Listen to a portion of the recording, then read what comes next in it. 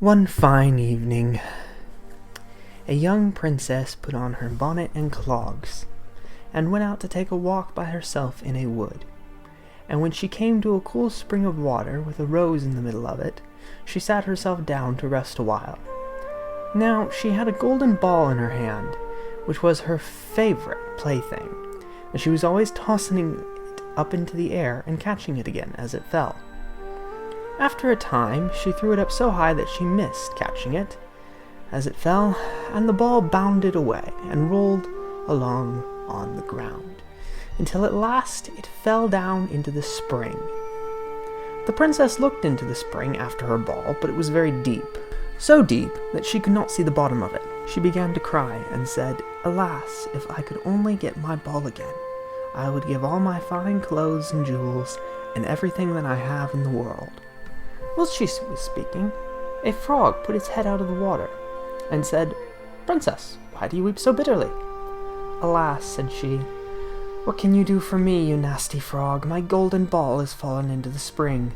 The frog said, "I do not want your pearls and jewels and fine clothes, but if you will love me and let me live with you and eat from off your golden plate and sleep on your bed, I will bring you your ball again." "What nonsense," thought the princess. "This silly frog is talking. He can never even get out of the spring to visit me, though he may be able to get my ball for me, and therefore I will tell him that he shall have what he asks." So she said to the frog, "Well, if you will bring me my ball, I will do all you ask." Then the frog put his head down and dived deep under the water, and after a while he came up again with the ball in his mouth, and threw it on the edge of the spring. As soon as the young princess saw her ball, she ran to pick it up, and she was so overjoyed to have it in her hands again that she never thought of the frog, but ran home with it as fast as she could. The frog called after her, "Stay, princess, and take me with you, as you said." But she did not stop to hear a word. The next day, just as the princess had sat down to dinner, she heard a strange noise, tap, tap, plash, plash, as if something was coming up the marble staircase, and soon afterwards there was a gentle knock at the door, and a little voice cried out and said, "Open the door, my princess dear, open the door to thy true love here, and mind the words that thou and I said by the mountain cool in the greenwood shade." Then the princess ran to the door and opened it, and there she saw the frog, whom she had quite forgotten. At this sight she was sadly frightened, and shutting the door as fast as she could, came back to her seat. The king, her father, seeing that something had frightened her, asked her what was the matter. "There is this nasty frog," said she, "at the door, that lifted my ball for me out of the spring this morning. I told him that he should live with me here, thinking that he would never get out of the spring. But there he is at the door, and he wants to come in." While she was speaking, the frog knocked again at the door,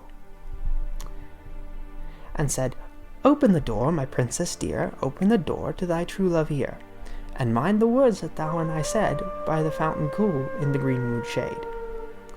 Then the king said to the young princess, "As you have given your word, you must keep it, so go and let him in." She did so, and the frog hopped into the room, and then straight on, tap tap, plash plash, from the bottom of the room to the top, till he came up close to the table where the princess sat. "Pray lift me up upon the chair," said he to the princess, "and let me sit next to you." As soon as she had done this, the frog said, "Put your plate nearer to me, that I may eat out of it." This she did, and when he had eaten as much as he could, he said, "Now I am tired, carry me upstairs and put me into your bed."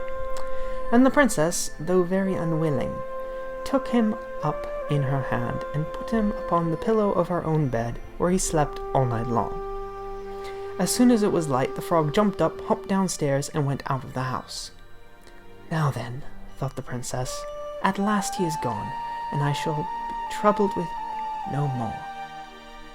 But she was mistaken, for when night came again, she heard the same tapping at the door, and the frog came once more and said, "Open the door, my princess dear, open the door to thy true love here, and mind the words that thou and I said by the fountain cool in the greenwood shade."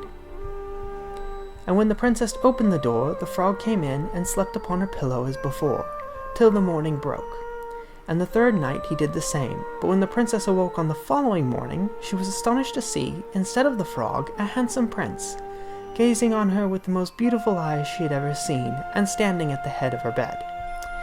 He told her that he had been enchanted by a spiteful fairy who had changed him into a frog, and that he had been fated so to abide till some princess should take him out of the spring and let him eat from her plate, and sleep upon her bed for 3 nights. "You," said the prince, "have broken this cruel charm, and now I have nothing to wish for but that you should go with me into my father's kingdom, where I will marry you and love you as long as you live." The young princess, you may be sure, was not long in saying yes to all this, and as they spoke, a brightly colored coach drove up, with 8 beautiful horses, decked with plumes of feathers and a golden harness, and behind the coach rode the prince's servant, faithful Heinrich, who had bewailed the misfortunes of his dear master during his enchantment so long and so bitterly that his heart had well nigh burst.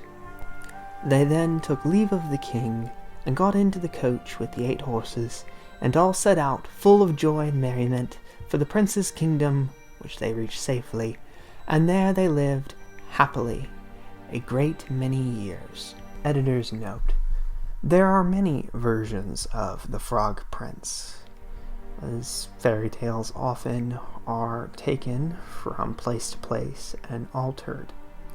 One of such alterations is that the loyal servant had 3 iron bands affixed around his heart to prevent it from breaking in his sadness. When the Frog Prince transforms, Henry's overwhelming happiness causes all 3 bands to break. This story has had several references in the modern day, most evident in, most of the movie recreations of frog princes. A fair bit of them are based on this fairy tale. This fairy tale is German in origin and has an alternate title of Iron Henry. The German title is Der Froschkönig oder der Eiserner Heinrich, literally the Frog King or the Iron Henry. That is all. Thank you for listening.